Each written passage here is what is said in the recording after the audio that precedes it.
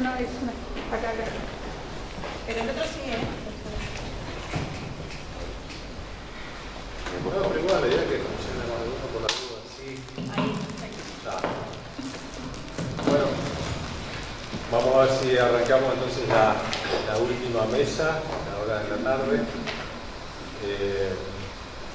Por lo que estuve viendo en la mañana y por los temas que discutimos dentro de los temas que iban a estar incluidos en la jornada, este es un tema que de la agricultura, los modelos agropecuarios, seguramente estuvo rondando en el día de ayer y hoy también de alguna manera volvió a estar presente. Porque de alguna manera tiene que ver con la salud ambiental, en términos generales, con la economía del país y con la eficiencia energética, si lo ven desde el punto de vista de la economía ecológica, la economía ambiental, por supuesto con la cultura o con las culturas que pueden haber dentro de las distintas regiones del país y qué efectos pueden estar ocurriendo en relación con el territorio también, con los cambios territoriales que también pueden estar pasando.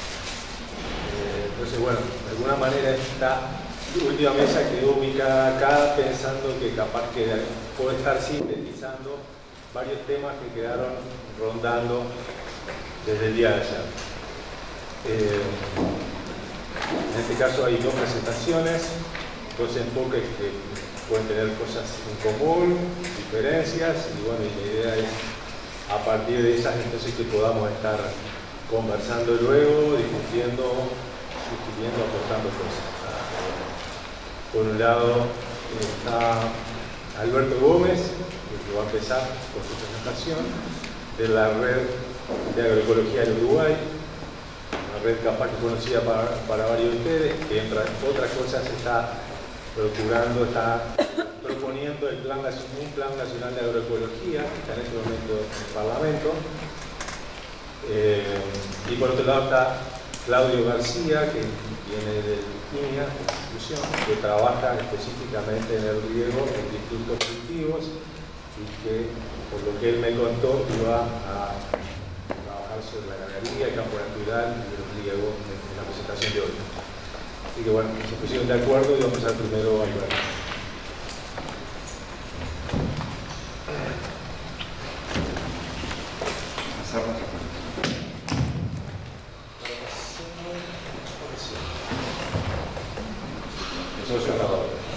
¿Hay algo para pasar? Sí.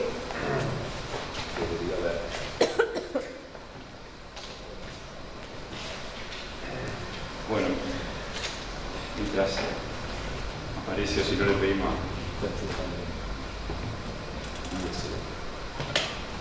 a Sergio que nos dé una mano. Gracias por la invitación a los organizadores. Dice que cuando uno empieza una charla de este tipo, o bueno, tiene que ser un excelente orador o tiene que confesar un poco los pecados. Y yo les cuento que prefiero confesar. En realidad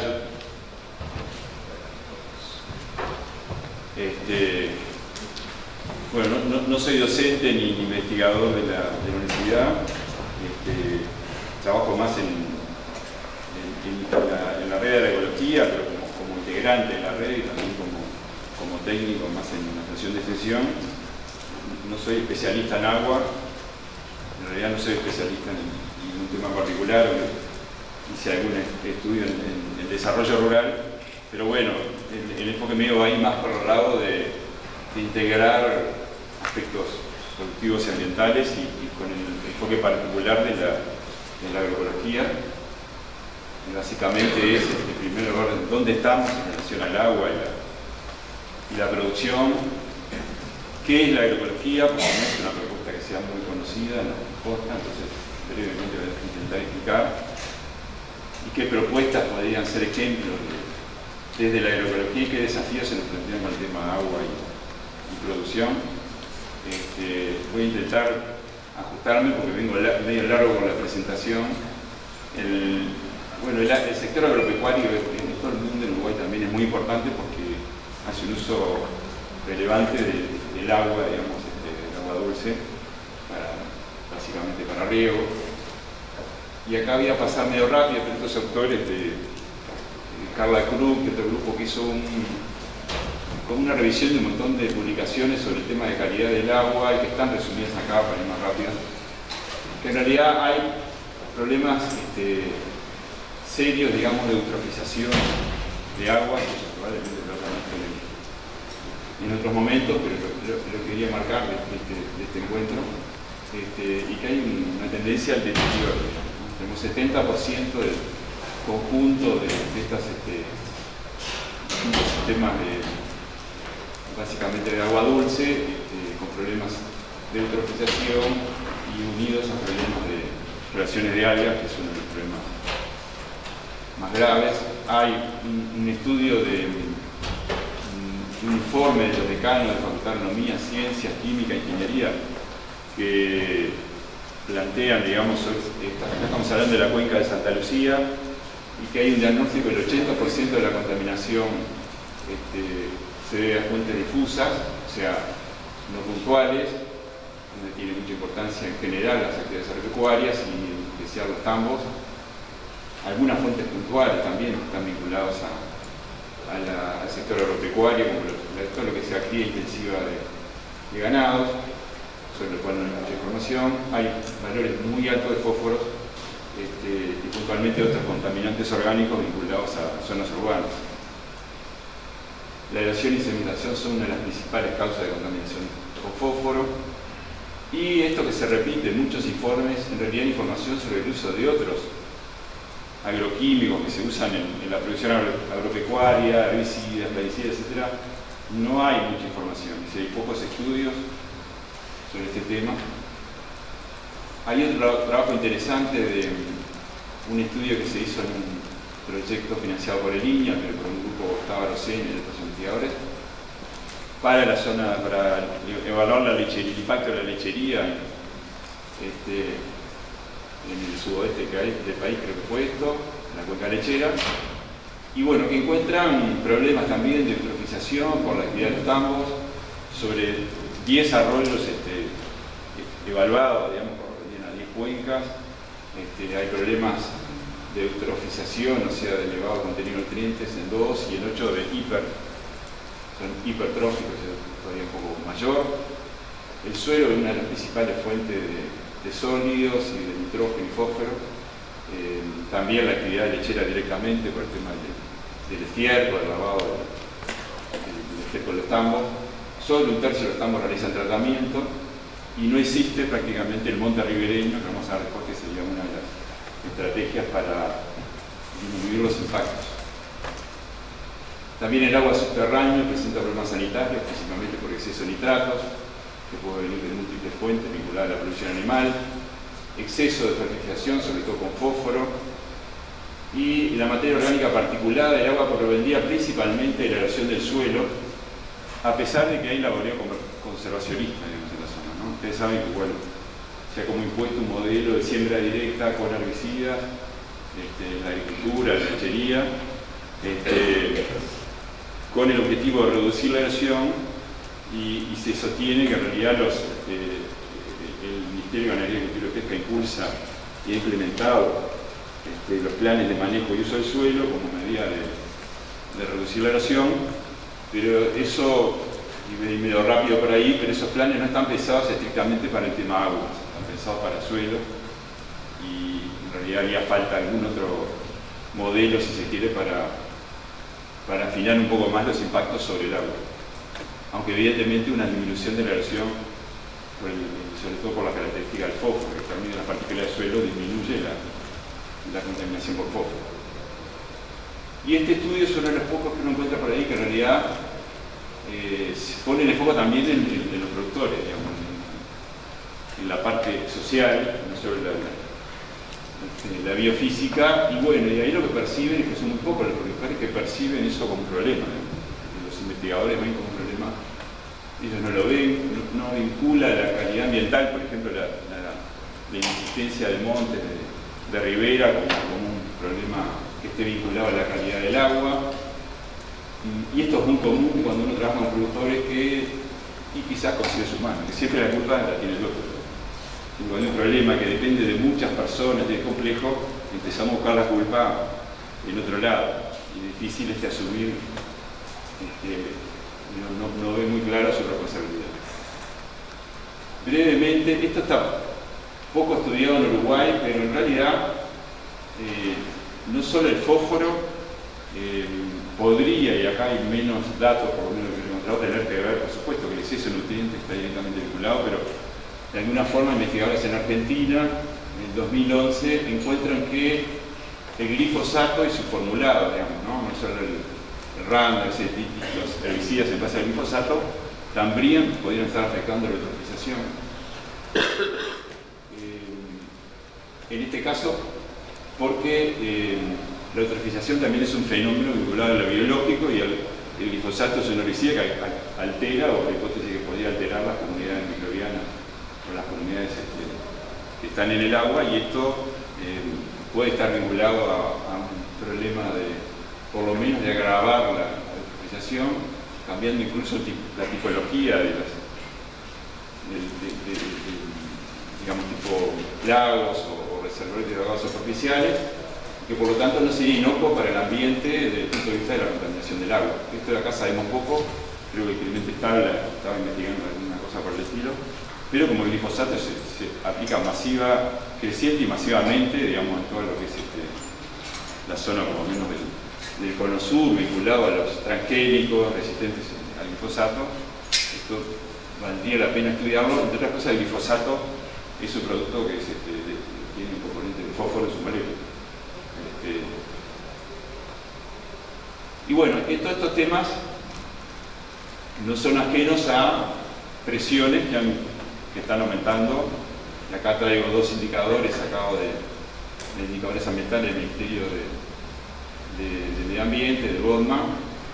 Y bueno, sabemos que, con excepción de un dato del 2014, que todavía no tengo claro por qué se fueron tan a pique y no pude hablar con la gente que releva estos datos, a partir del 2000, digamos, ahí hay un crecimiento de los fertilizantes, ahí tienen los nitrogenados, fosfatados y binarios,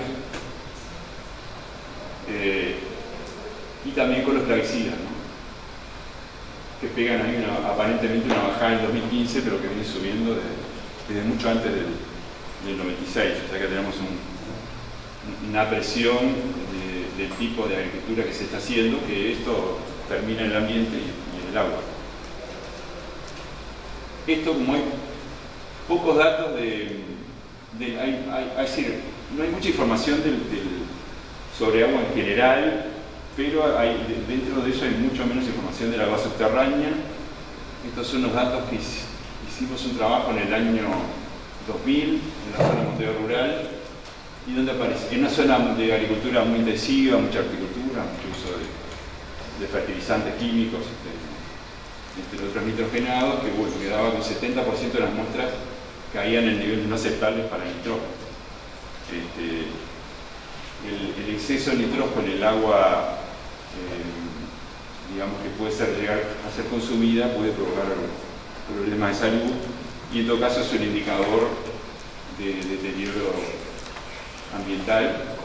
Hay otro trabajo de un grupo facultad de agronomía que lo hizo en una zona de tambos, y ahí lo que se muestra es que en realidad 24% cada menos de las muestras tienen niveles altos de nitrato, y en este caso se llegó a identificar que en realidad las fuentes, más que la aplicación de fertilizantes, era el manejo de los tambos, el manejo de los pozos, digamos, de los efluentes domésticos, los pozos negros, estaría asociado, pero miren, ahí algunos niveles llegan a acá, 90 y pico, cuando el nivel aceptable sería menos de 10.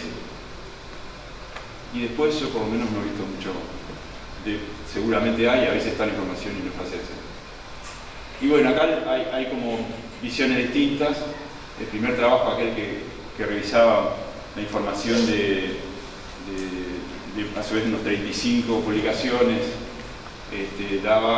concluye que no existe en Uruguay por lo menos un reglamento sistemático, continuo y accesible de calidad de agua, en el caso superficial, que fue lo que yo he estudiado. Si el Plan Nacional de Agua lo que dice en realidad es que a nivel de aguas superficiales habría, pero no de subterráneos.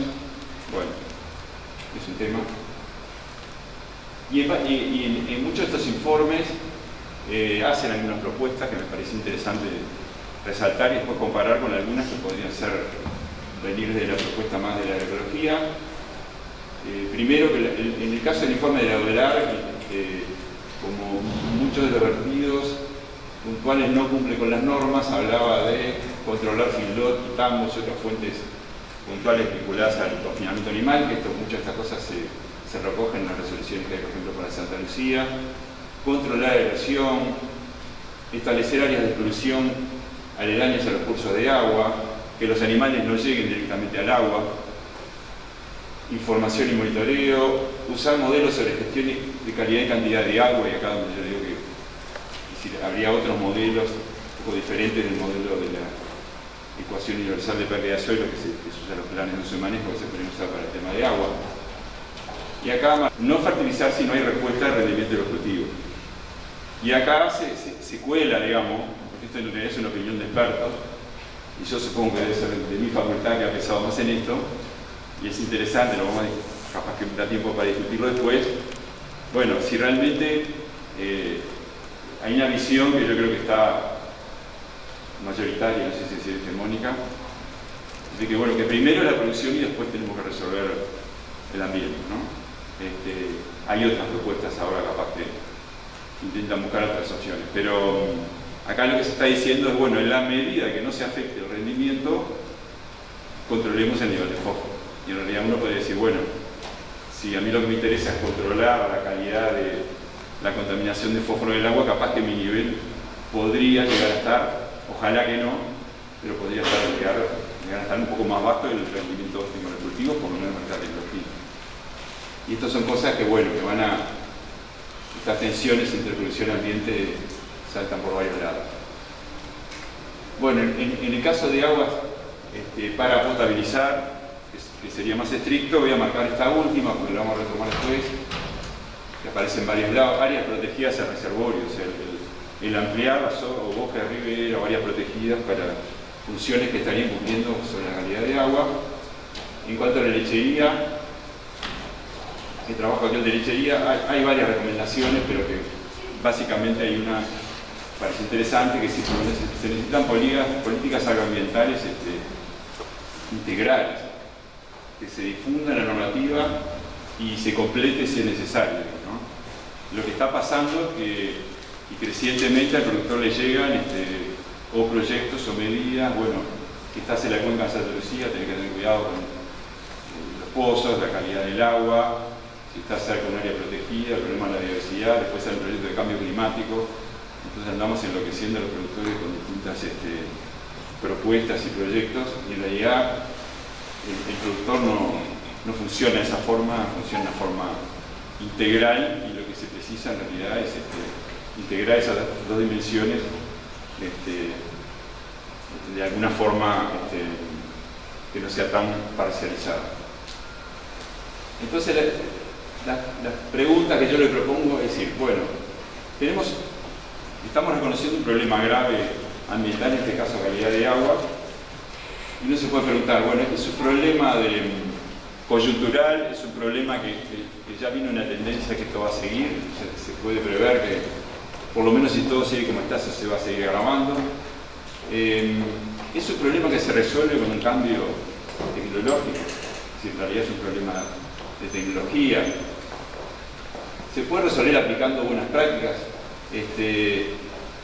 Hay buenas prácticas para todo. Esto es fantástico. Hay buenas prácticas para todo. Ustedes tienen buenas prácticas para feedlot, buenas prácticas. Creo que menos para cuestiones criminales, no se han animado. Bueno. Y a veces, y la historia lo está diciendo, bueno, por ejemplo, en la cuenca de Santa Lucía o en la Laguna del Cisne, en algunos lugares que son muy críticos, por ejemplo, no se admiten los feedlots, independientemente de las buenas prácticas, porque llega un momento de las buenas prácticas, a veces hay que ver qué quieren decir y a veces no están.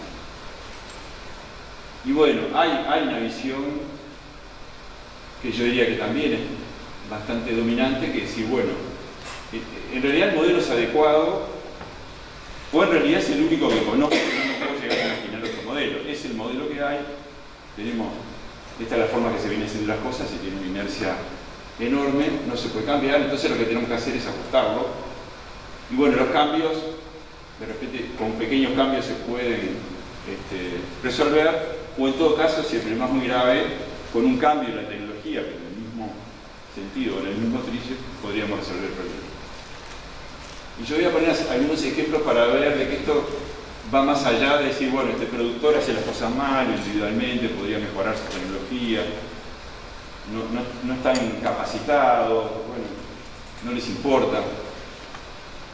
Y para que tengan una idea,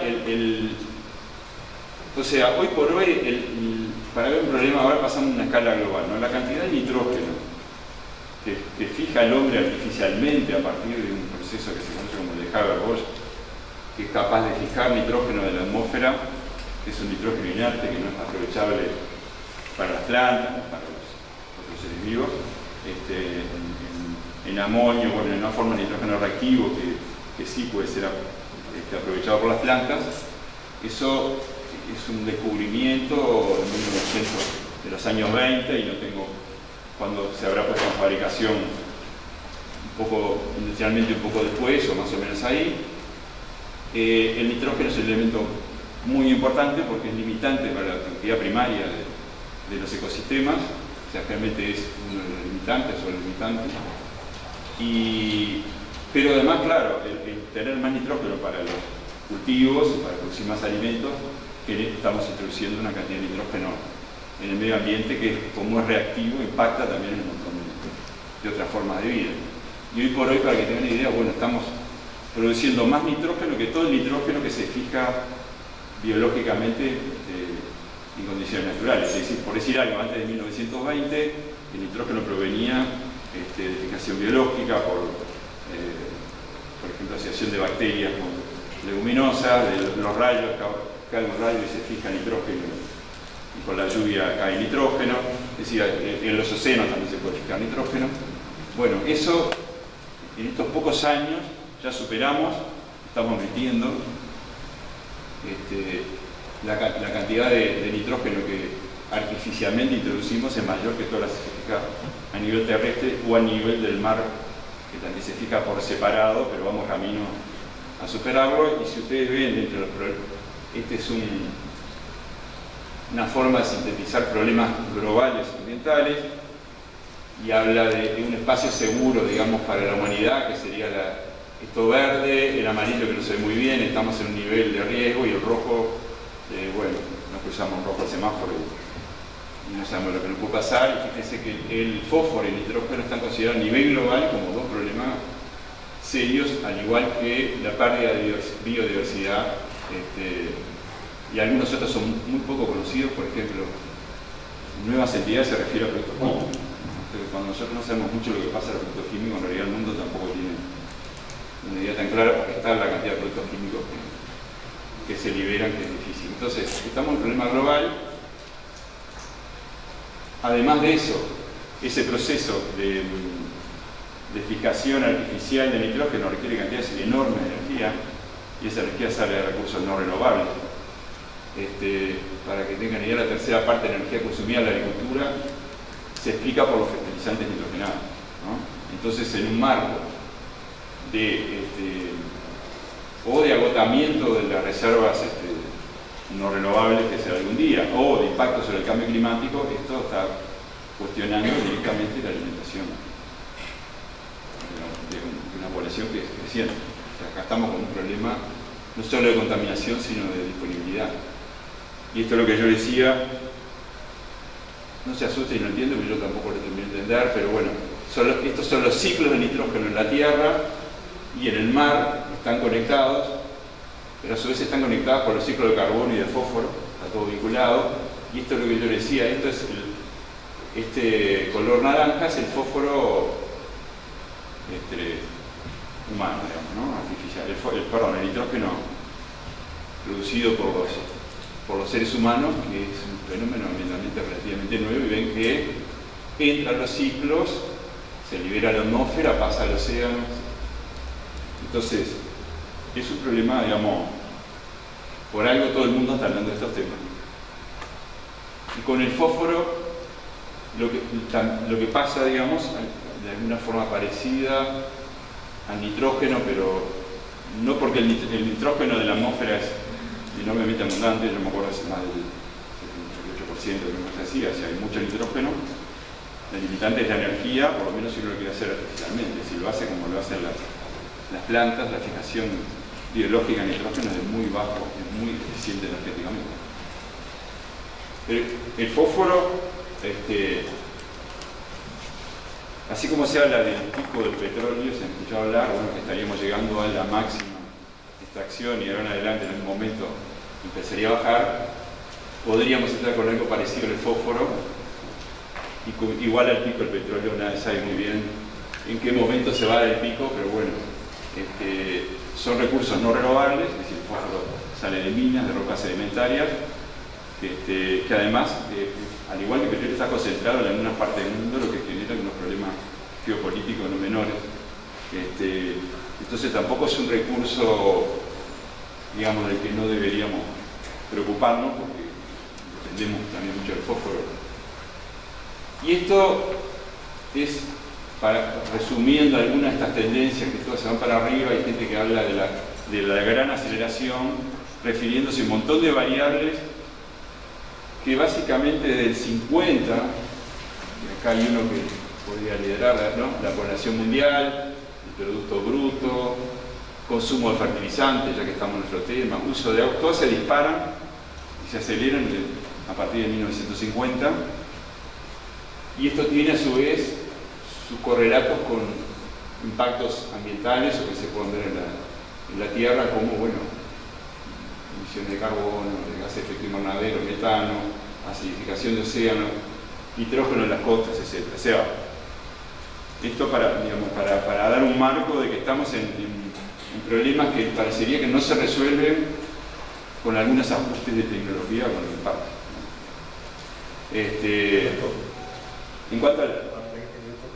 En cuanto a la cantidad del agua, nuestros países están en zonas de buena cantidad de agua, de hecho exportamos agua, pero bueno, voy a pasarme esto para que tengan idea. América Latina, Estados Unidos y Australia son exportadores de agua en forma de alimento. Exportemos el agua en botellas, pero sí, cada vez que exportamos un alimento, en realidad estamos exportando el agua y eso para producir ese alimento. Como uno de nuestros clientes principales es China, por ejemplo, para la soja. China tiene problemas, tiene algunas zonas con agua, algunas zonas sin agua, muy poca tierra cultivable y suelo muy degradado. Entonces China va a ser un demandante de agua cada vez más. Entonces, desde el punto de vista de las alternativas, ¿qué puede aportar la agroecología y qué es la agroecología? Sin entrar a detallar, uno empieza a encontrar algunas cuencas que usan, que sirven para abastecimiento, toma de fuente de agua potable para algunas ciudades importantes, que están promoviendo agricultura orgánica o agricultura sustentable en toda la cuenca como estrategia, digamos, la estrategia es, bueno, no podemos seguir invirtiendo cada vez más en filtros de agua y costos, vayamos a la causa. Entonces lo que hay son proyectos que cambian la forma de producir las cuencas para resolver el problema de agua potable en las ciudades. Una de las primeras fue Múnich, Nueva York tiene problemas de agricultura sustentable, Francia y otras. Bueno, entonces parecería por lo menos interés ver por qué, digamos, se propone estos manejos para esto. Y la agroecología rápidamente tiene, es decir, capaz que muchos, yo ya hablé de agricultura orgánica, agricultura ecológica, en realidad la agroecología, si ustedes ven por lo menos lo que se ha venido publicando en los últimos años, que fue una revisión que hicieron estos autores, muchas veces se habla de agroecología como un enfoque científico, también como un estilo de producción, agricultura orgánica, biodinámica, permacultura, pero también como movimiento social. Sí, hay muchos movimientos sociales como vía campesina, un montón de movimientos incluso urbanos, agricultura urbana que reivindican la agroecología como una estrategia de cambio de determinada forma del sistema alimentario. Y todo eso está entreverado y conviviendo no muy armónicamente dentro de la agroecología, porque cada uno tiene su visión. Y para complicarlo un poco más, la agroecología, que al principio empezó trabajando a nivel de parcelas, o sea, la relación ecología y producción a nivel de una parcela, por ejemplo, de trigo, ha ido incorporando la definición de agroecosistema, es decir, el predio como un sistema, y se empieza a hablar ahora de sistemas alimentarios, pero como ven, todas esas capas se mantienen al mismo tiempo, es decir, hay gente trabajando a nivel de una planta, gente trabajando a nivel de la distribución de alimentos en el mundo, pero lo que crecientemente es cada vez más difícil entender la agricultura, la producción de alimentos solo viendo un predio y un producto rural, ¿no? Usar esto. Una característica, acá se compara el manejo convencional con un manejo orgánico. Muchos de los ejemplos que voy a dar ahora son de agricultura orgánica porque dan de información y datos. La agricultura orgánica es una agricultura que tiene una serie de normas de producción, de un estilo muy definido, incluso muchas veces la agricultura orgánica se certifica, entonces tiene que seguir determinados controles de calidad. Agroecología es un concepto muy amplio, pero en realidad a los datos muchas veces están tienen sus diferencias, pero vamos a usar muchos datos de producción orgánica. Y si ustedes ven evaluar una serie de parámetros, entre los que se encuentran, por ejemplo, rendimiento, calidad nutricional, minimizar la contaminación de agua, los sistemas convencionales tienden a tener algunas de estas variables muy altas, es decir, acá cuanto más cerca de la superficie, digamos, externa de estos círculos estoy, más alto es el valor del indicador. Y el manejo orgánico, o los manejos orgánicos, esto en realidad es un metaanálisis de un montón de estudios, tienden a ser más equilibrados, ¿no? El rendimiento, ahora vamos a ver, es un poco menor, pero compensan en mejores indicadores ambientales y a veces pueden incluso tener más rentabilidad, los servicios ecosistémicos son mejores. O sea, si lo vamos a evaluar solo por el agua o solo por cualquiera de estos indicadores, a veces los sistemas orgánicos no expresan todo su potencial, que en realidad es el de integralidad y optimizar muchas de estas variables. Se basa mucho en el manejo de la biodiversidad. Voy a tener que ir rápido cuando corto.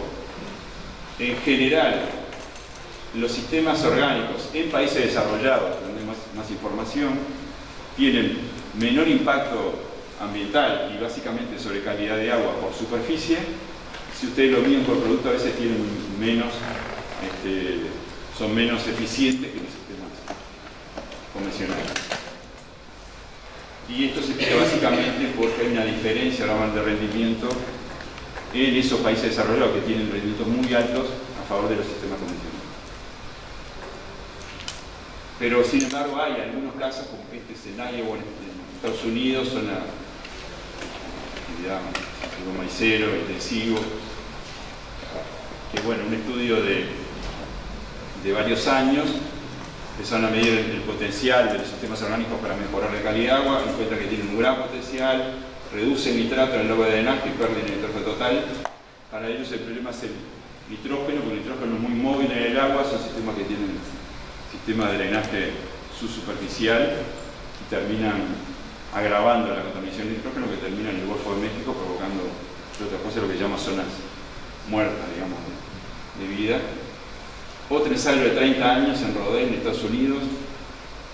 Y acá hay alguna cuestión interesante que muestra no siempre los rendimientos. Acá los rendimientos son iguales. Hay eficiencia, son más rentables, tienen algunos indicadores ambientales mejores como menor gasto de energía, menor emisión de gases de efecto invernadero. Pero una cosa interesante vinculado al agua, que los sistemas orgánicos en años secos rinden mejor, ¿no? Y eso se explica por los sistemas más resilientes, la materia orgánica en el suelo. Entonces, si bien el rendimiento es muy parecido, cuando la cosa viene complicada, aguanta mejor. Eso se ve en otros ensayos. Acá lo que le decía el rendimiento. Esto compara rendimiento en manejo convencional con rendimiento orgánico, ¿no? Todos los puntos, digamos, que están por encima de esta línea punteada, el rendimiento orgánico mayor, los que están por debajo, el rendimiento convencional es mayor, y básicamente en países desarrollados hay una diferencia de un 20% en rendimiento, lo que hablábamos de rendimiento, pero hay un 10% de casos donde los rendimientos orgánicos son mayores, o sea, habría que investigar eso, qué pasó en ese 10% que hace distinto. Y todo esto en un marco donde la agricultura orgánica y la agroecología no reciben prácticamente fondos de investigación, ¿no? O sea que el otro sistema tiene subsidios por la investigación, por lo menos enormes. Entonces, bueno, ¿por qué funcionan en relación a calidad de agua bien estos sistemas? Básicamente porque se apuesta mucho a mejorar la calidad del suelo, a mejorar el contenido de materia orgánica del suelo, lo que tiene que ver con la vida en el suelo. Cuando ustedes empiezan a mejorar el carbono en el suelo, es decir, no es posible mejorarlo indefinidamente, cada suelo tiene su nivel óptimo de carbono, empiezan a pasar otras cosas como que mejora las condiciones físicas, ¿no? La agregación, los terrones del suelo, cómo se forma, mejora la infiltración, por lo tanto mejora también la capacidad de almacenar agua y nutrientes. Si no es lo mismo un suelo, llueve 30 o 50 milímetros en un suelo, se me puede cubrir el 80%, puede infiltrar todo en el suelo dependiendo de la capacidad de infiltración. La productividad también va mejorando, y también la calidad de agua y aire y el hábitat silvestre. O sea, un poco más atrás empiezan a mejorar otros factores que están todos vinculados. Y como ejemplo de prácticas que dentro del orgánico, ya termino, podrían, no son todas, pero ya vimos algunas en manejo de granos, por lo menos en la agricultura más extensiva, los sistemas agroforestales, básicamente en lo que es la sucesión teórica, por lo menos natural, uno pasaría, digamos, en un ambiente que dé para un bosque de este tipo. Nosotros capaz que nos quedamos por acá, pero bueno, daría para por lo menos sistemas arbustivos, subarbustivos. La agricultura realmente tiende a llevarlo a sistemas más inmaduros en la sucesión, que tienen una productividad neta mayor, pero esto se puede usar para diseñar sistemas agroforestales, por ejemplo, contra el borde de los arroyos. Quería mostrárselo porque esto no es como alguna de las medidas dicen, bueno, no se puede hacer agricultura hasta tal lado. Digamos, uno lee eso y dice, bueno, habría que dejarlo que venga solo lo que venga. Esto es diseño, ¿no? Esto es diseño de zonas buffer contra los arroyos con determinados criterios.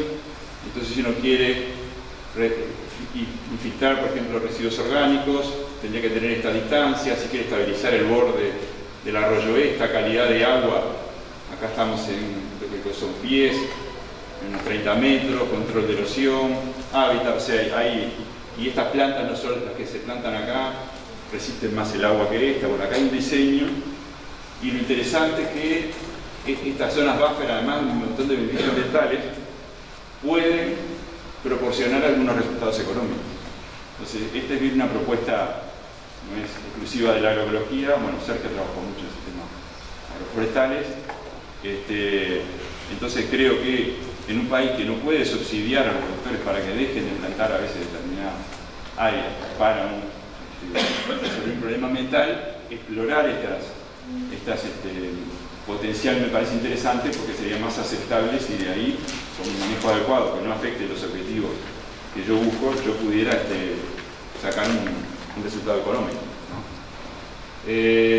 Otro ejemplo que se conoce poco, hay varias formas, la ganadería es muy importante en Uruguay, hay varios sistemas, varias formas de hacer el pastoreo.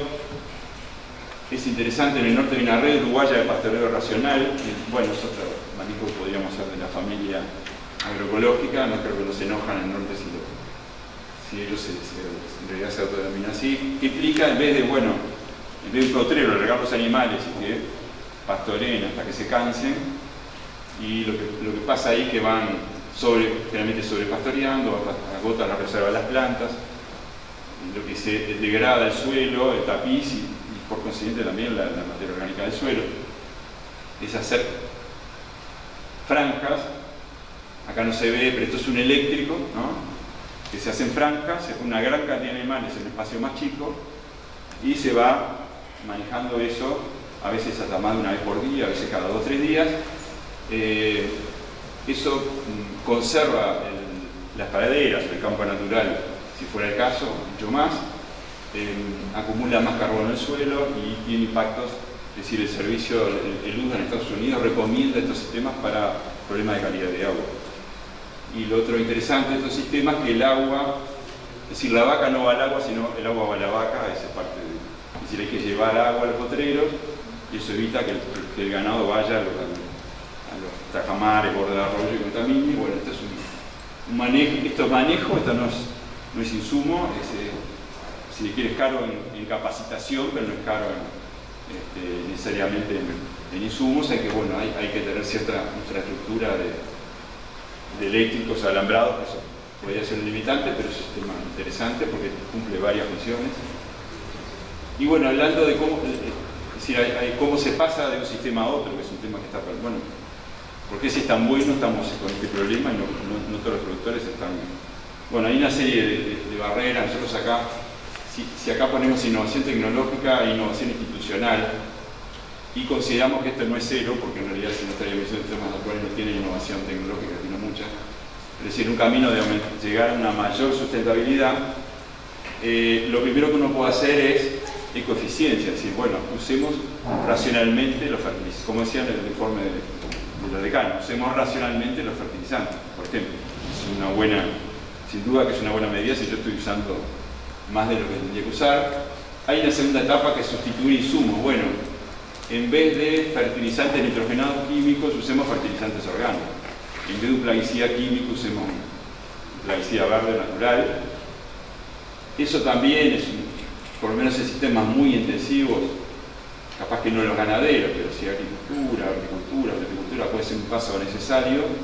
Pero como ven, esta es una zona crítica de transición, porque acá yo estoy cambiando el sistema, tengo que pasar un insumo que de repente es más caro, y si yo mantengo las características estructurales del sistema, es decir, si yo sigo haciendo un monocultivo de soja, acá estoy en una situación muy complicada porque realmente es difícil de sostener. No es saco el glifosato y echo un herbicida que se le base a vinagre, no, es otra cosa. Entonces lo otro es rediseñar el sistema y finalmente rediseñar el paisaje. Hay muchos manejos que implican, típicamente el manejo de una cuenca implica un manejo de un paisaje y no un productor. Entonces hay un montón de complejidades y acá intervienen fuera del productor, intervienen los consumidores, pero también las regulaciones, la presión de los movimientos sociales, política de desarrollo territorial, etc. Hay otra institucionalidad que es necesaria para que se dé este cambio. Y finalmente, y terminando, pongo un ejemplo que es un desafío que se está enfrentando hoy, empezó.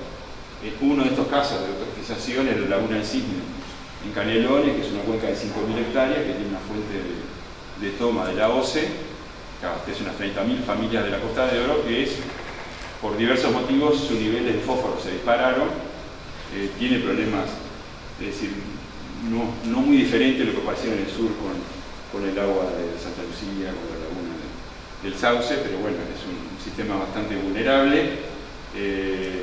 No toda la culpa la tiene la agricultura, pero la gran mayoría de superficie es agrícola.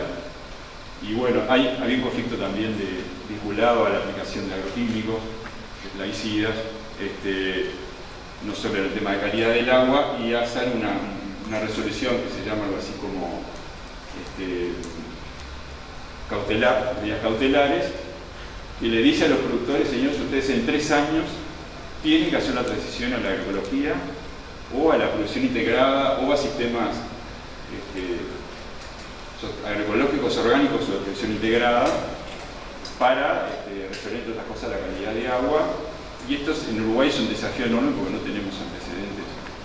Ya que estamos en una universitaria, no hay mucho antecedente de qué le proponemos, qué le proponen en tendencia a los productores.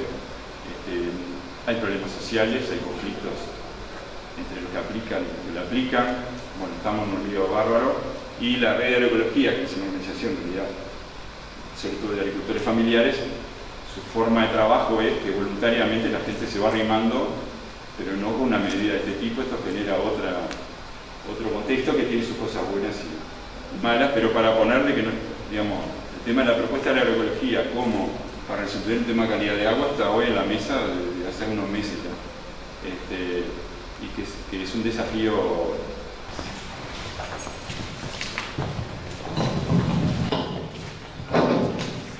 Bueno, buenas tardes. Mi nombre es Claudio García de Iña Las Tujas. Primero que nada agradecer por la invitación a Sergio principalmente, fue el que nos contactó. La idea nuestra es presentarles algunos trabajos que se están haciendo desde Iña en las distintas estaciones experimentales, abordando el tema en el que estoy yo particularmente, es el riego, y qué cosas del riego vamos atacando y los problemas que vamos teniendo. Intentando ver dentro de lo que es el modelo agropecuario que me proponía Sergio, nosotros trajimos aquí principalmente los resultados en pastura, que es los modelos principalmente de desarrollo pecuario más que agropecuario. Y bueno, un poco dentro de lo que es el marco conceptual de cómo fueron desarrollando, porque hay que ver que el riego en el Uruguay es muy nuevo, pese a que hace mucho que se habla del riego, no tenemos cultura de riego, y como institución en línea todavía es más joven en el tema, y recién hace unos pocos años que nos fuimos organizando para atacar el tema del agua como riego y como calidad de agua. Y en ese sentido es a partir del 2005-2006 que se empieza a hablar de un plan estratégico sobre riego a nivel nacional, y principalmente dentro de las instituciones en un plan nacional para lo que es la producción agrícola, lechera y más extensiva que llamamos nosotros. El riego en sí se desarrolla a partir de la seca del 89 en Iña, en la parte intensiva. Y en aquel momento, si bien habría los mismos problemas que ahora, nadie regaba, entonces nadie se preocupaba. Y ahí empiezan a desarrollarse los riegos en la parte intensiva, y en el 2005 lo que se entiende es que había bastante información, y si había poca información de toda esta área que se empezaba a generar con los planes sobre todo de políticas nacionales sobre el desarrollo del riego.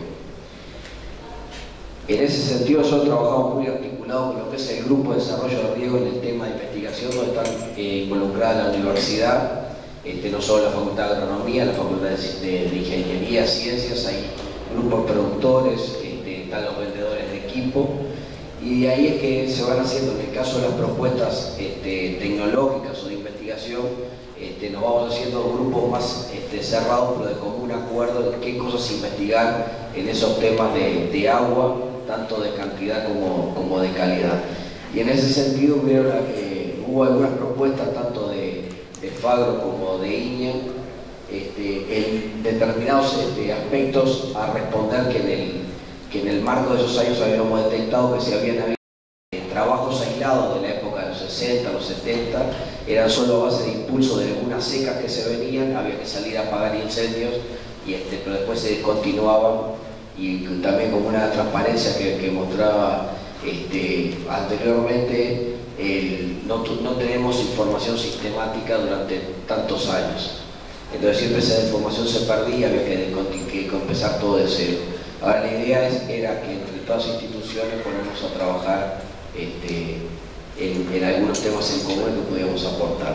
Entonces desde Iña nos organizamos en un plan de investigación entre algunos técnicos que nos fuimos reconvirtiendo, y algunas de las propuestas de trabajo que surgieron en aquellos años. Esto está aprobado en 2009 y lo venimos trabajando, y algunos resultados que le voy a proponer se basan en estos tres proyectos que no solo los trabaja Iña, sino que también está involucrada la Facultad de Agronomía, en algunos casos la Facultad de Ingeniería, y el sur, que para lo que están interiorizados, el sur es el Secretariado Uruguayo de la Lana, donde estaba interesado en algunos aportes para los productores pequeños ovejeros, que como todas las cosas siempre lo que sufren más son los productores más chicos. Entonces, en algunas regiones, esto es Facultad de Salto, esto es en Paysandú, este es un aporte con Facultad de Montevideo, con la cátedra de Orología en el CRS acá en Canelones, y el sur que tiene un campo experimental en Cerro Colorado. Entonces lo que queríamos atacar era básicamente algunos objetivos en cuanto a lo que era manejo de agua, un manejo agronómico, porque sabíamos mucho de la parte de secano, de manejo de pasturas y cultivos o las rotaciones, que es lo más antiguo que tenemos en el país, de rotaciones agrícolas ganaderas, pero siempre en secano, qué pasaba cuando le incorporamos el agua. Y después una parte de estudio de métodos y sistemas de riego, porque en general eso está muy atado a cómo esté el negocio, y ahí vienen las empresas y ofrecen lo que tienen, y en general no es lo que uno necesita, sino lo que ellos tienen en estantería. Entonces se hicieron algunos proyectos, principalmente se desarrolló lo que es pasturas convencionales. Nosotros pasturas convencionales son las pasturas templadas, que son las que nuestros productores están acostumbrados a manejar, y en el caso de cultivos principalmente el soja. Si bien hay algunos ensayos de maíz, como el área de maíz se ha reducido bastante en los últimos años, la soja quedó como eje principal en el caso de estudio para lo que es el riego. Y las bases las tiene distinto, o las estanzuelas, Salto Grande, Tacuarembó, y algún ensayo que comenzó hace 2 años en el IA 33, base de agrupación arroz pastura, sobre todo pensando en los sistemas de riego por superficie que ahí están instalados. Y entonces un poco la idea para en qué contexto estamos. Según FAO, nosotros tenemos 1.800.000 hectáreas aptas para riego. Y en general ahora, con todo lo que hubo de promoción de riego, puede ser que haya alguna hectárea más, alguna hectárea menos, pero estamos en las 35.000, 40.000 hectáreas regadas, y no mucho más de eso. O sea que como país, y si uno se fija en las estadísticas mundiales, Uruguay ni aparece, porque eso es una cosa muy escasa a nivel de volumen en cuanto a lo que es el desarrollo de una agricultura. Y fíjense en todo caso que si le contamos las 200.000 hectáreas que hay, a veces no llegamos a eso, que hay en arroz, 180.000 hectáreas de arroz, estamos bastante lejos de las que son capaces de tener aptas para la agricultura regada. Y si le sumamos a eso que además nosotros tenemos, según un estudio de Facultad de Ingeniería, el 96% del agua dulce que cae por lluvia, si no va para el mar, se transforma en salado. Entonces ahí tenemos otro merengue como para ver cómo lo resolvemos. Esto es un poco la historia climática nuestra. Esto es de la línea de las estanzuelas, son 40 años de registro, pero todas las estaciones más o menos que tenemos en línea están funcionando desde el año 76. Las gráficas son muy similares a esto. Las barras blancas son las precipitaciones, que son de fríos, y las barras grises son lo que evapotranspira un cultivo de pastura en su máximo crecimiento. Entonces, un poco esto lo usamos para por qué justificamos que se tiene que regar, o por qué cuando llega el verano no se produce lo que se debía producir. Y siempre pasa que a partir de fines de octubre hasta inclusive de marzo, siempre está faltando agua en nuestro país. Y eso, si falta agua, falta materia seca. Si falta materia seca, falta producción de carne o producción de grano, porque eso es una relación lineal. Eso ya está estudiado en los años 60, en el cuanto más evapotranspira una planta, más produce. Eso no, lo único que la limita después es un tema de radiación, pero no nosotros estamos bastante más lejos en cuanto a lo que es primero la restricción de agua. Pero tenemos otro problema más serio, es a veces lo que es más difícil de manejar, que son los suelos nuestros. Y dentro de los suelos tenemos un tema que hoy lo comentaba en el gráfico, de lo que es la infiltración y la mejora de infiltración en cada uno de ellos, y el almacenamiento de agua.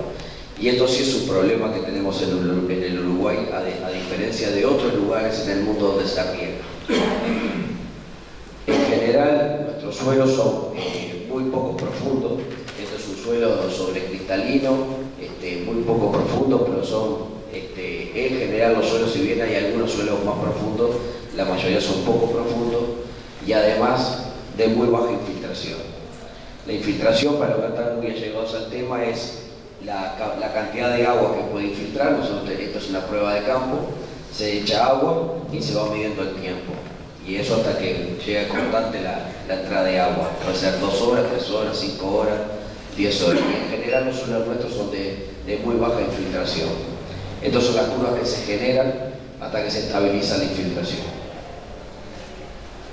Y además tenemos el otro problema, que en general acumula muy poca agua. Entonces, tanto los arcillosos o los francoarenosos, si bien pueden llegar a tener alto contenido de humedad en el suelo, tienen muy poca cantidad de agua en su perfil. Entonces tenemos los dos problemas.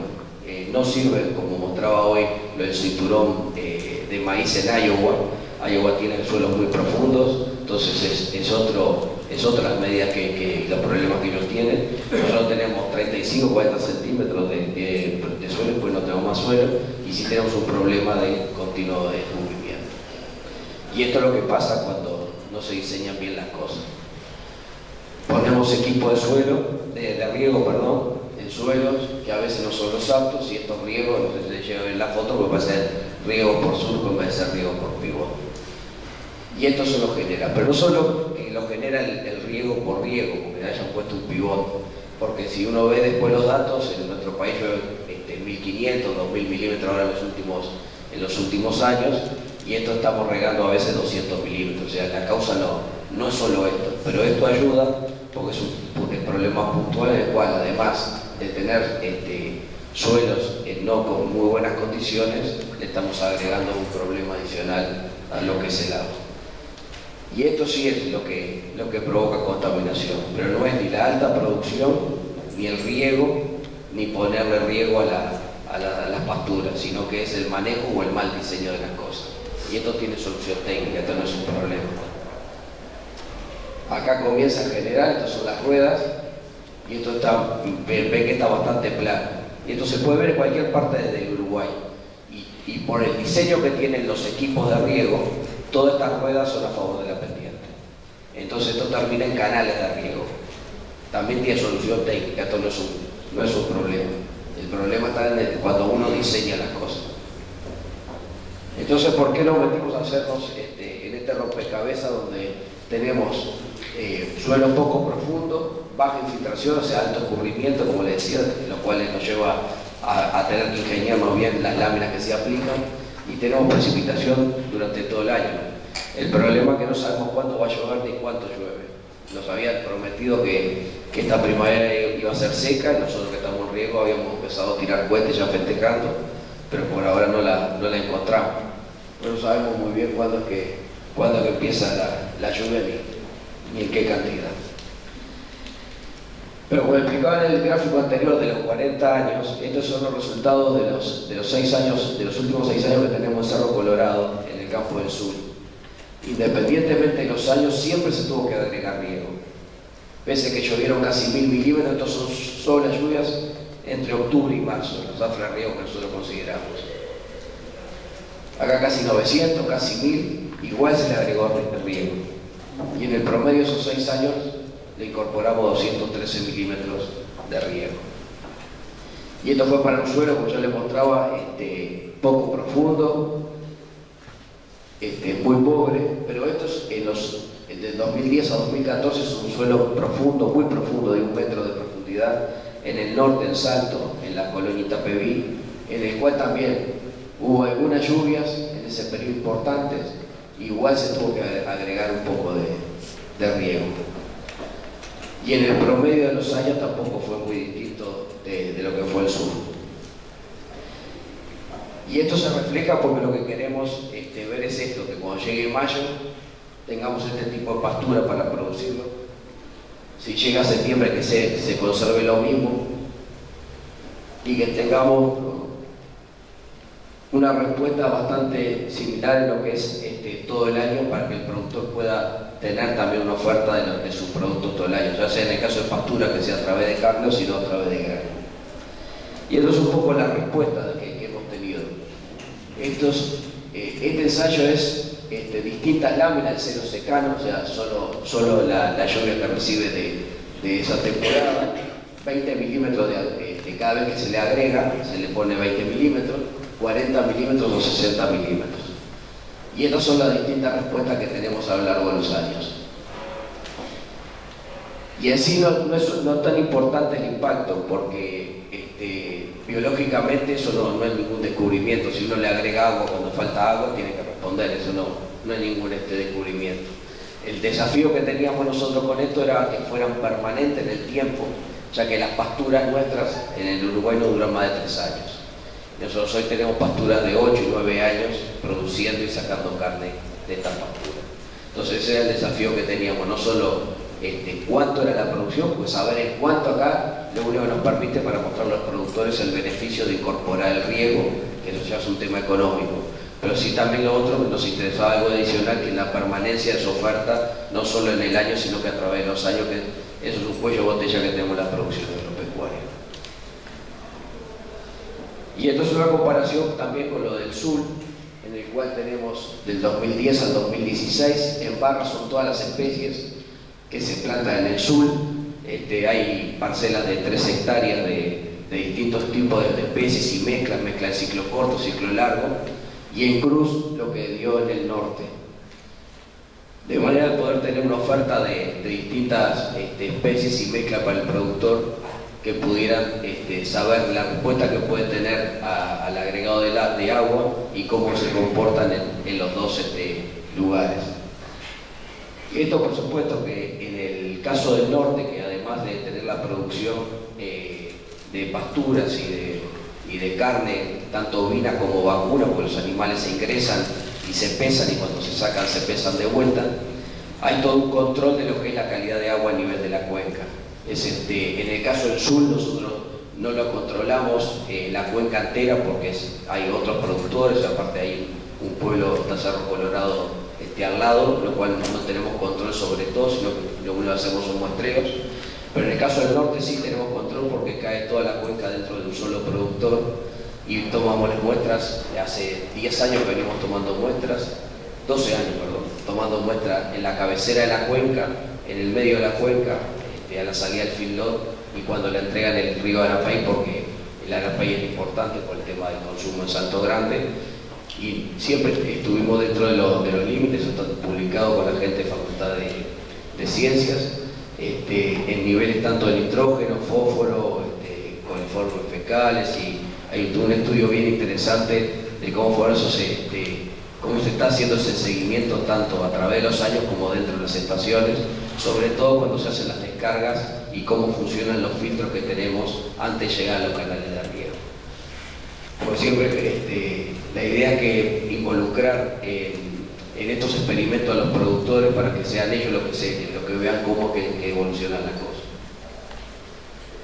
Y algo tan importante como lo otro es conocer el monitoreo. Y entonces la cosa es, yo le mostraba aquella foto del pivot, cómo estaba evolucionando la punta. Y nosotros lo que proponemos es un tema de monitoreo y manejo del riego conforme a lo que es la planta y no lo que nos parece.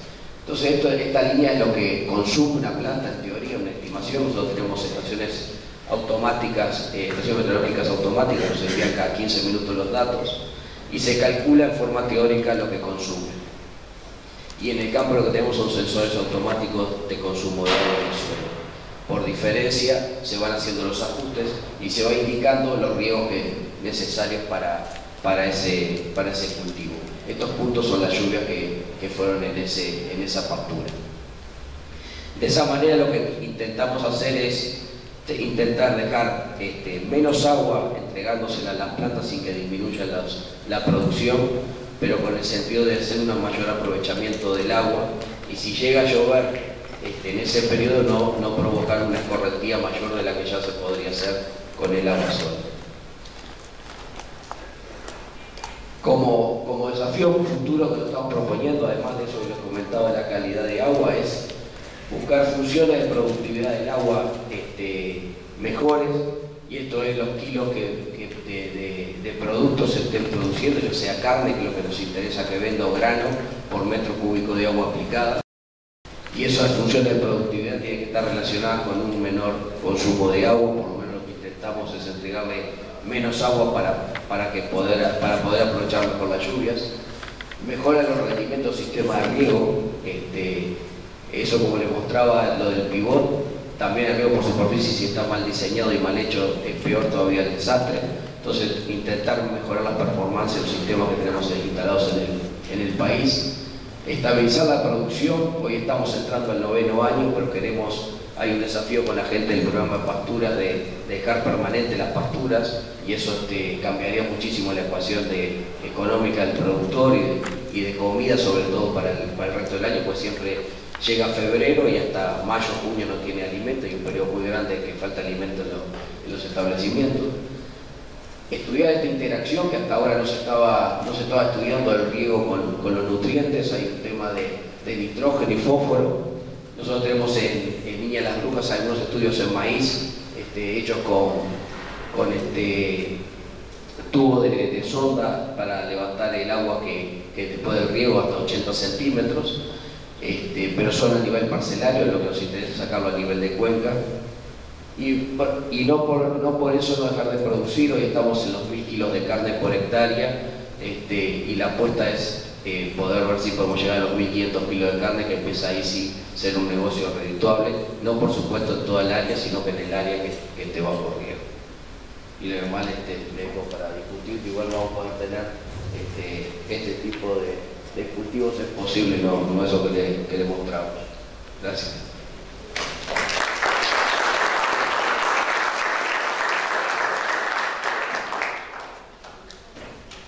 Bueno, hay un espacio de preguntas, de comentarios y declaraciones. Si quieren, pasan para acá.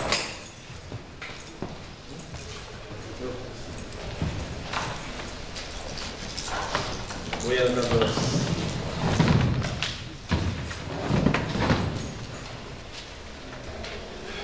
Por ahora tengo una anotada por allá.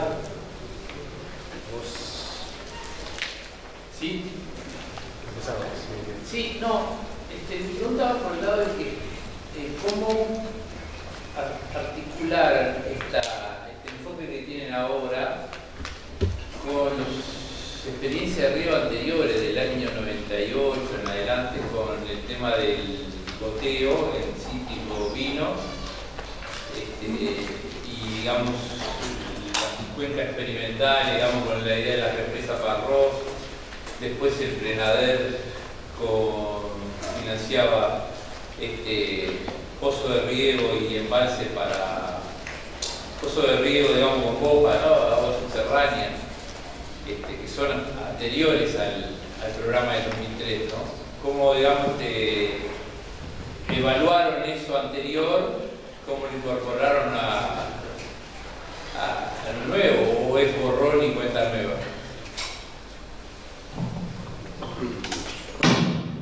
Para las experiencias anteriores sirven todas, no sirve todo. Lo único que esto es un tema que Prenader, además fuimos nosotros beneficiarios, hasta el día de hoy estamos beneficiados de línea. El Prenader actuaba en la parte de fuentes y el línea actúa de lo que es la fuente para dentro de la chacra.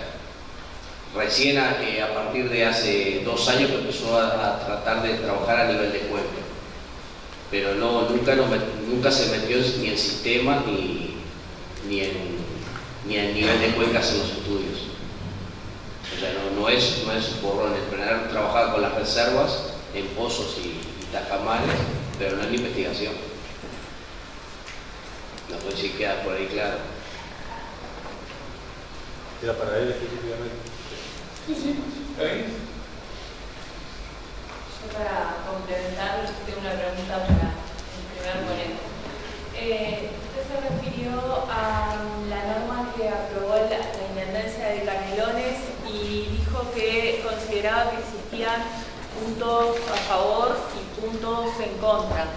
Mi pregunta es, ¿cuáles son sobre todo los puntos en contra que ve en esta normativa o en esta iniciativa que la Intendencia de Canelones viene desarrollando, no solo con esta norma, sino con otras medidas como la prohibición de la fumigación aérea y otras medidas que se han tomado particularmente considerando las características del departamento, y si las leyes o políticas desarrolladas hasta el momento de alguna manera colaboran o van en contra sobre de un planteo agroecológico. Sí, en realidad, para aclarar un poco lo de las medidas de Intendencia Canelones, específicamente la cuenca de la Laguna Encina, porque la Intendencia tiene otras medidas en todo el departamento que también en realidad tienen líneas como de... han definido que la agroecología es una de sus líneas. Yo lo que decía más que nada desde el punto de vista parado desde la Red de Agroecología, que es una organización social cuya trayectoria, digamos, en un enfoque que es alternativo, no diría nuevo porque hay productores que hace 25 o 30 años que están en el tema, pero sí minoritario, su forma de crecimiento, un poco al margen digamos, de los centros de investigación, de la misma universidad muchos años, digamos, era una experiencia de que gente se iba arrimando voluntariamente o por inquietud, porque vecino o un técnico se arrimaba. Lo de la Intendencia cambia las reglas de juego porque es una regulación que se impone sobre el territorio. Eso no es nuevo en otras partes de América Latina y en Uruguay creo que va a pasar en algunos otros lados. En Argentina, por ejemplo, ha pasado algo parecido con lo que se llaman los pueblos fumigados, que es por reacción de las organizaciones urbanas, o rurales, digamos, porque en realidad son pueblos que tienen mucho vínculo con lo rural, pero digamos más urbano, demandan que no se lo fumiga estando al pueblo, digamos, porque ha crecido la soja, y de repente por resolución judicial sale, bueno, acá a 1000 metros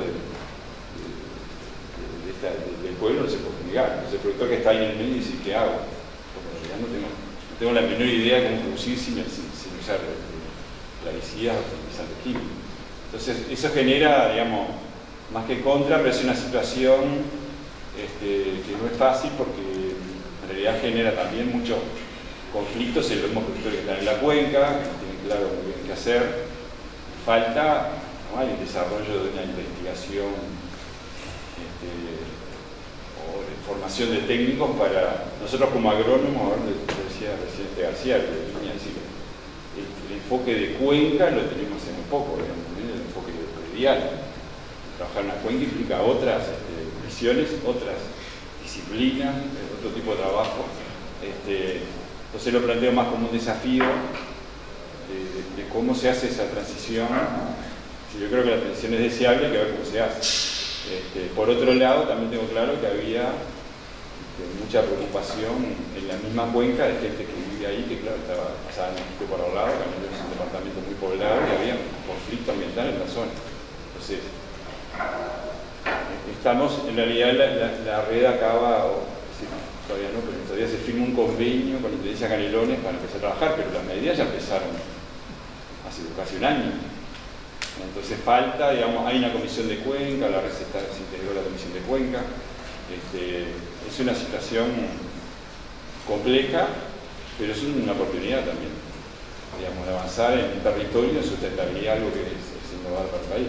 Y desde el punto de vista, digamos, legal, tú decías, de las políticas, básicamente yo detecto como interés a nivel de autoridades locales, algunas intendencias que han sido, ya sea que han declarado interés, la agroecología, o que algunas intendencias, por ejemplo, están trabajando sobre el etiquetado transgénico, está vinculado, pero a nivel de políticas públicas nosotros vemos un gran desfasaje entre la demanda, si se quiere, expresada en estos conflictos ambientales, que no son Laguna Encina, social, o por contaminación de agua, contaminación de plaguicidas en escuelas, o por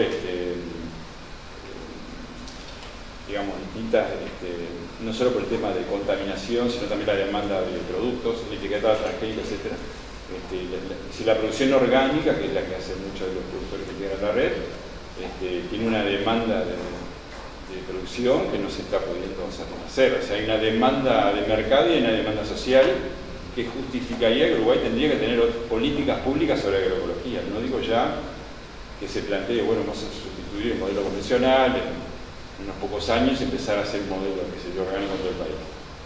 Pero sí debería tener algunas políticas públicas que no la tiene, y por eso, como decía Sergio, la red de agroecología, la red de semillas, algunas sociedades científicas de agroecología y algunas universidades, algunas facultades de gobierno que se han ido sumando, en realidad está proponiendo, y hay un proyecto de ley, acá hay en la sala algunos que trabajaron, hay un proyecto de ley de estudio de la Cámara de Agro del Senado presentado que lo que implica es desarrollar un plan nacional de agroecología, que todavía no se empezó ni a discutir, pero bueno, ese tema es un tema común en muchas partes del mundo, digamos. En realidad el sistema funciona de una forma para determinada producción mayoritaria, y esta producción alternativa le cuesta más entrar. Entonces dependemos mucho más que debería de... Si no va a haber políticas públicas si no hay demanda social.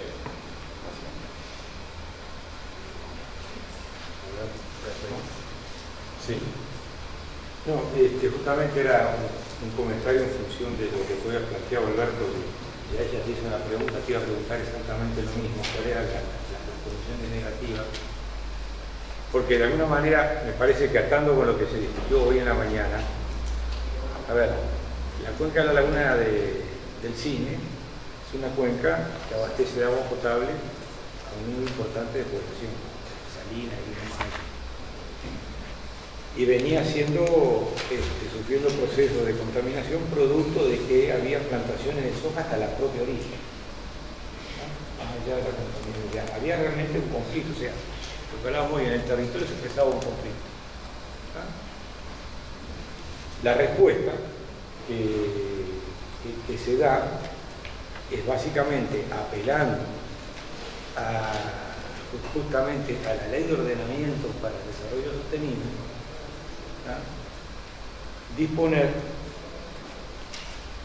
que la Junta Departamental dispone el inicio de la elaboración del plan de la Costa de Oro, el plan local de ordenamiento de la Costa de Oro, y cautelarmente categoriza como suelo rural, natural una parte, contra el borde de la laguna, productivo otra, que lo habilita la ley de ordenamiento, pero lo habilita en la medida de que disponga medidas de protección.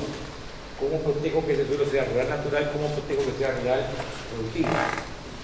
Y en las medidas de protección es que aparece la propuesta de un tipo de agricultura y no de otro. O sea que es todo un proceso que está enmarcado en una disposición, digamos, normativa. Sí es cierto lo que tú dices, de que a su vez todo cambio, digamos, resuelve una parte de un conflicto, pero genera otro. Eso pasa en todo. Cada vez que intervenís, cambiar la persistencia. La apuesta fuerte ahí es a que, como hay una política del departamento de promover la agroecología en general en el departamento, era asegurarse de que aquí conjugaban dos cosas: resolver el tema de la contaminación, porque esa laguna ya no iba a poder seguir siguiendo con abastecimiento, y también ensayar la promoción. Ahora, tú dijiste que era por 3 años.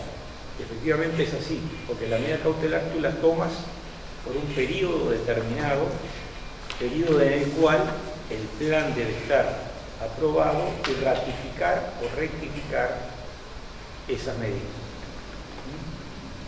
Y un poco para ver cómo realmente se puede combinar. Lo mismo va a pasar con el tema del Plan Nacional de Agroecología. Otra de las cosas que va a tener que ver también de que no necesariamente los cultivos orgánicos conviven en el mismo territorio con los cultivos transgénicos, por ejemplo. Está planteado también que eso hay que regularlo territorialmente, de modo tal que, bueno, todo pueda ayudarse. Un poco esta era no sé, digo, si tú lo compartías de Alberto, pero un poco esta era la aclaración en el sentido...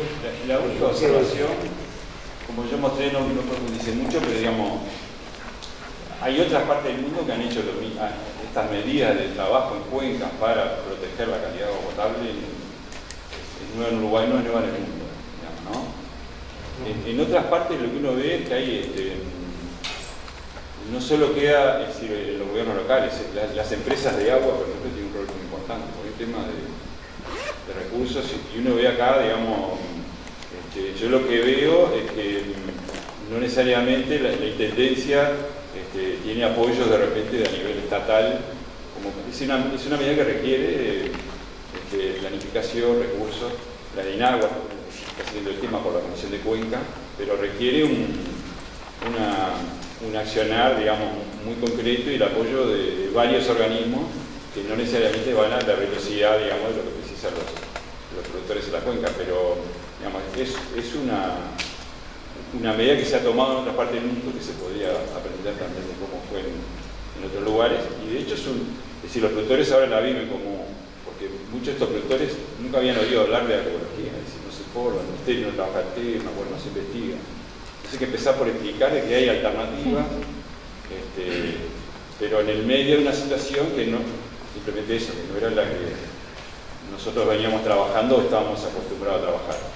Pero en definitiva, como yo lo mostraba, esos cambios no se van a producir sin determinadas regulaciones. Entonces uno podrá ver los plazos o no de la regulación. Hay cambios que no dependen solo del cambio individual o predial. Esos cambios se van, en determinado momento aparecen conflictos, aparecen demandas sociales y se establecen regulaciones.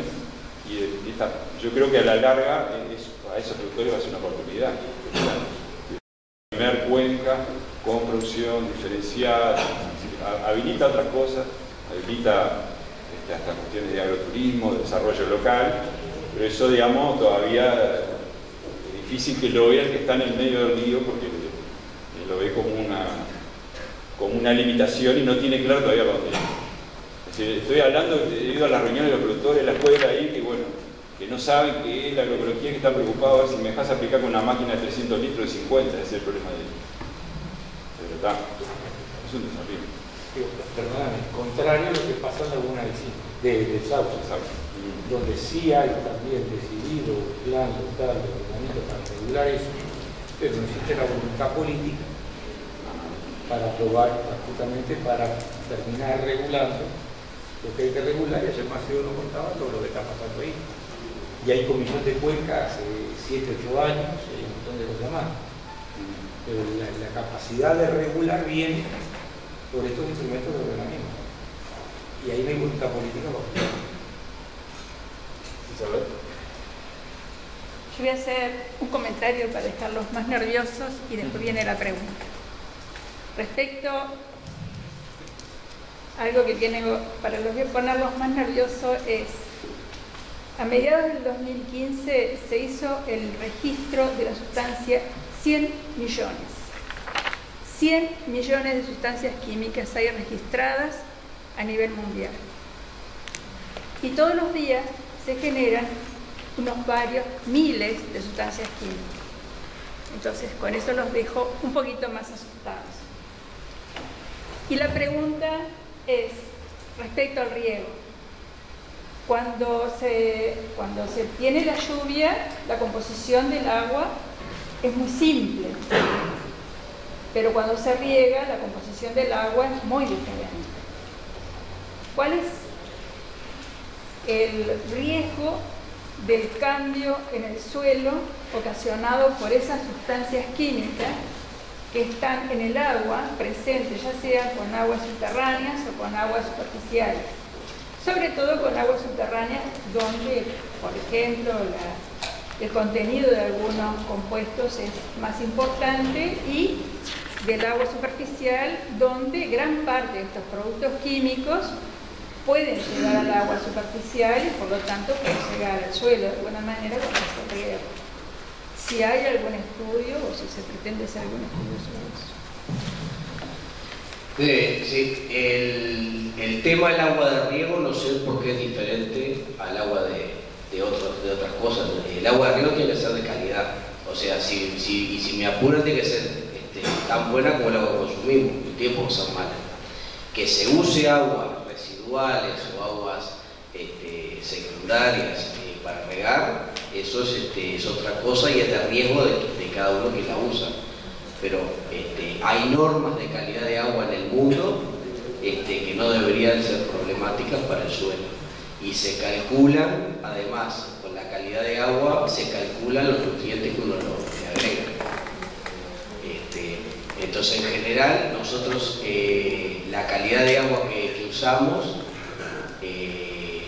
para riego está evaluada, está analizada, y en algunos casos hay, de pozos o sobre todo, hay que tienen algún problema o de sodio o de calcio, pero eso el productor que la usa es consciente de lo que está usando, es conocido, se sabe dónde está y hay elementos técnicos para corregir eso. Eso se conoce. De hecho, en algunas situaciones de aguas que no son muy aptas para riego, y está la clasificación, y hay clasificaciones en las cuales el agua no se puede usar ni siquiera para riego, hay formas que el Ministerio hace como para ir a la clasificación de ácido o de base, como para corregir esa agua y que quede apta para regar.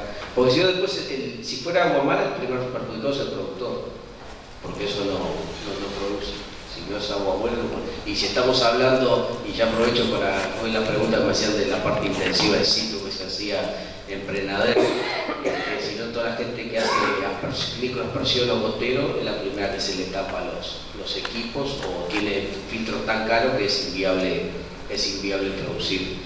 Y aprovecho para complementar que toda la parte intensiva que he preguntado de la Prenadero de citrus y eso, en línea sigue trabajando. Lo que agregó fue la parte de extensiva. Era por ahí la pregunta. Sí. Sí. Hoy en día, yo sé que hay unas actividades legales por riesgo, ¿no? Y hoy en soja, por ejemplo, hay 1 millón de hectáreas de cultivo y está previsto una ley de riego que estaría buscando una mayor desarrollo de producción local de la cultura privada. Y tú decías también generalmente que los sistemas van hacia donde hay esquemas dominantes, la verdad. Yo no creo que haya una ley de riego que tenga en cuenta que hay una ley de metodología para adaptarse para favorecer a unos pequeños productores, ¿verdad? Creo que también viene por el lado de favorecer ya un sistema de monocultivo que se esté poniendo. Y veo que hay compartimentos estancos en el país. Mismo tú decías que ustedes hicieron los ensayos en riego a partir de la toma, y bueno, otro es lo que analizaba la fuente. ¿Verdad? Es que uno está viendo precisamente eso en todos lados. Yo decía que lo que he visto que es integrar en Uruguay es la fermentación. ¿Están evaluados los riesgos a nivel químico y microbiológico respecto a lo que es embalsar agua y mover el sistema? ¿Está evaluado eso por un lado y otro? Esto habla también del tema de las pasturas, ¿no? Y yo decía, bueno, hay mecanismos también de tecnología, por ejemplo, no se pensaba lo que es forraje hidropónico, por ejemplo, con una posibilidad alternativa, es viable en Uruguay, o el manejo de la pastura, teniendo en cuenta lo que es el balance emocional de las plantas. O sea, acá yo lo que veo es que las plantas se desarrollan en el momento que lo que menos tiene es nutrientes, ¿verdad? Donde he visto en otro lado que utilizan hace un sistema de pastoreo donde evidentemente lo que se aprovecha es el balance energético y el balance nutricional de la planta. Digo, ¿es posible llegar a eso acá? Vamos por parte, dijo Jack. El sistema de la fragmentación, yo decía que hubo como en línea lo que se trabaja es hacia adentro de la chacra de investigación, pero no que no desconozcamos el otro tema, porque por eso ponía que dentro de los proyectos hay una integración de las instituciones. Hay otras instituciones que se encargan de hacer otra parte. Yo presenté la que nos encargamos nosotros, pero dentro del mismo proyecto. En algunas cosas la financia INIA, en otras partes la financia la universidad o el ministerio, pero se hace dentro del marco de un proyecto. Pero el dato, por ejemplo, está investigando los riesgos microbiológicos, ¿verdad? ¿Están libres con ustedes eso? El acto, algunas cosas cosa se está, porque de hecho hay FPTA financiado de INIA al LATU. Lo que no sé, yo particularmente en todos los proyectos de INIA, pero dentro de los FPTA, que son los fondos de promoción tecnológico, el INIA tiene obligación del 10% del presupuesto financiar investigación nacional. Y esa investigación tiene que ser de las líneas que en común acuerdo con la Junta Directiva estén dentro del marco de lo que investiga INIA. O sea, tiene que ser complementaria, porque INIA no tiene la capacidad de hacer todo. Entonces, al rato le financia el Ministerio, financia la facultad de agronomía, financia ingeniería, financia privados, todo que se alineen dentro de eso y que muestren capacidades de resultado. ¿Alguien analizó los riesgos? ¿Riesgo de qué? Los riesgos que implicaría que un sistema de riego masivo en estos momentos, bueno, teniendo en cuenta la calidad del agua hoy, en general, la calidad del agua ambiental, ¿se han analizado los riesgos de pasar agua? Bueno, ahí habría que preguntarle a la gente del Ministerio que eso es lo que proponer. Si a mí me pregunta fue un poco lo que mostré, si de 2 millones, y me aparece una estadística, ¿hay riesgo? Yo digo no hay riesgo, no debería haber riesgo si la parte técnica está bien hecha. Perdona, tenemos varias preguntas y se nos termina el tiempo. Si quería agregar algo. Sí, brevemente. Primero que sobre el tema riego, digamos, ¿no? Uruguay tiene 16 millones y pico de hectáreas, y o sea que aún si se regara esa cantidad de hectáreas potencial, digamos, tenemos que tener lo que llamamos manejo del agua para situaciones de riego, ¿no? Y eso implica, bueno, básicamente, como yo planteaba, mirar mucho el suelo, mirar el campo natural. Pero yo no conozco, tendría que ver el trabajo de la FAO que habla de 1.800.000 hectáreas, pero seguramente si ese valor lo cruzáramos con algunos objetivos o metas ambientales o de sustentabilidad, yo creo que ese 1.800.000 empezaría a bajar. Porque ese es el problema de lo que tú decías del conocimiento fragmentado. Probablemente sea desde el punto de vista de la capacidad de los suelos de sustentar cultivos con riego, porque uno puede regar tampoco cualquier cosa. Pero hay que ver la disponibilidad de agua. Uno puede decir, bueno, es cierto, gran parte del agua que llueve se escurre, pero se escurre hace miles de millones de años. Digamos, alguna razón puede haber por el cual la naturaleza funciona así, porque se trata de un ciclo natural, entonces hay que tener cuidado. Es decir, no es que en la naturaleza no hay pérdida ni desperdicio, digamos, son ciclos que funcionan de esa manera. Y yo diría que, bueno, si a un productor que va a hacer una plantación mayor de algunos cientos de hectáreas se le pide un plan de manejo del suelo, a nivel de una política de un país deberíamos hacer un estudio de impacto ambiental para manejar 1.800.000 hectáreas, sobre todo si lo vamos a manejar con el paquete que lo estamos manejando ahora. Es decir, si seguimos intensificando la cantidad de fertilizantes, etc., uno podría suponer de que podría estar agravando, por lo menos habría que estudiarlo. Y no desconozco la importancia del riego y digamos, el riego estratégico, determinadas cuestiones prediales puede hasta mejorar seguramente el ambientamiento predio, lo que yo planteaba. Es decir, si uno logra extender la vida de las praderas de 3 años a 8 años o a 7 años, no es solo una ventaja productiva, sino ambientalmente es una ventaja también, porque se mueve menos el suelo, hay menos gasto de energía, ¿no? Entonces no digo que el riego estratégicamente puede ser muy beneficioso, no solo productivamente, sino ambientalmente, de sustentabilidad, pero bueno. No, quería aclarar que capaz quedó mal en la transparencia, 1.800.000, lo que la FAO estima que son potencialmente, pero eso nadie lo está planteando en el país, ¿no? La idea es que hay mucho, lo que quise poner ahí es que el área que tenemos es como la forestación, estamos en un área que es la mitad de lo potencialmente forestado. En el riego, un poco la dimensión, si tenemos 50.000 o 40.000 hectáreas bajo riego, pero potencialmente el país tiene eso. No es que nadie habló de ese número de cifras, en ningún lado. Tenemos 2 preguntas más y estaríamos cerrando porque estamos medio pasado el tiempo. Así que sean breves, tanto las preguntas como las respuestas. Ya pasó. Pero hay preguntas. ¿Cómo? No, por eso, hay 2 preguntas más que ya están anotadas, por eso. Cerrada para el resto. Bien, Bien, las preguntas son para el ingeniero García. La primera es si podía desarrollar un poquito esa problemática de que, a pesar de los estudios o lo que ustedes vienen haciendo, a nivel comercial los equipos de riego no son, si entendí bien lo que ustedes decían, no son siempre los adecuados para los resultados que están obteniendo. Entonces, bueno, ¿cómo se imagina un control de ese tipo de tensión? Esa es la primera. La segunda, estuvimos 2 días acá de jornada casi y obviamente la ley de riego, el proyecto de ley de riego apareció en innumerables ocasiones. Entonces la pregunta es si el INEA ha emitido alguna opinión o ha sido consultada y hay públicamente una opinión del INEA sobre el proyecto. Sobre la primera de los equipos, sí, cuando surgió la preocupación hace un par de años cuando salimos a evaluar equipos, porque digo, este problema apareció cuando empezamos a ver los equipos funcionando, y de ahí hay un proyecto de una tesis de doctorado con la Facultad de Agronomía y la Universidad de Castilla-La Mancha de hace 2 años, en donde estamos evaluando unos 40 equipos en su funcionamiento, la parte de descubrimiento, presión de trabajo, caudal, de manera que una vez que se finalice, está en redacción ahora la tesis, la idea es elevar un informe con una propuesta al Ministerio para ver cuáles son las exigencias que se debería pedir a un equipo o al que lo va a comprar antes de ingresar al país.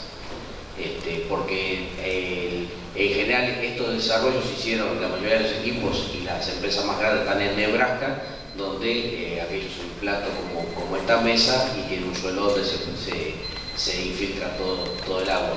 Entonces hay tecnologías que, como siempre, nosotros consumimos en general los desechos de las cosas y son tecnologías de los años 70, 80 que empiezan a venir por acá, pero no tenemos todavía institucionalmente una reguladora o alguien que certifique un ISO alguna cosa que diga este equipo puede, este equipo no puede. Simplemente vamos a informar lo que nos parece técnicamente más adecuado. Y hacer parte de los equipos. Sobre la ley de riego, el INEA fue consultado y sé que la semana, si no recuerdo mal, la semana pasada estuvo en el Parlamento. Público creo que, no sé, debe estar la versión taquigráfica, pero no, la verdad que desconozco. Sí fue consultado, fue el gerente de investigación y el presidente de INEA, además de contacto, por supuesto, que tiene directamente el presidente de INEA con el ministro por estar vinculados por cargo, pero específicamente fueron, si no recuerdo mal, fue la semana pasada al Parlamento. ¿Y la postura favorable a la reformulación legislativa? ¿A la reformulación legislativa? Yo no soy quien para contestar la pregunta porque no sé si es público. Porque si está en el acta es una posición. Lo que no sé si está en acta. Me imagino yo que las reuniones quedan en lo que sí el acta no sé si son públicas. No está todavía. Claro, pues aparte no sé si son públicas enteras. Sí, son públicas. Pero aunque sea en sesión. Sí. Toda sesión de Senado o de estudio de comisiones públicas. Entonces no desconozco. La última pregunta. Sí, yo acerca del agua de mar, si hubo en algún momento algún estudio que relaciona el uso del agua de mar en la agricultura. Sí, de hecho hay bombeos en el Río de la Plata, ¿no? Eso, no dulce. Para traer agua del océano, y lo que pasa que hay algunos módulos que se han probado. El tema del módulo por osmosis inversa para convertir la sal en agua dulce o agua potable tiene 2 inconvenientes además del costo, porque la mini planta que nos habían cotizado salía algo así como $1 millón para regar 2 o 3 hectáreas, lo cual en general lo que lo usan ese tipo de planta es para consumo humano en ciudades realmente que tienen problemas mucho más serios, o los árabes que cambian petróleo por eso.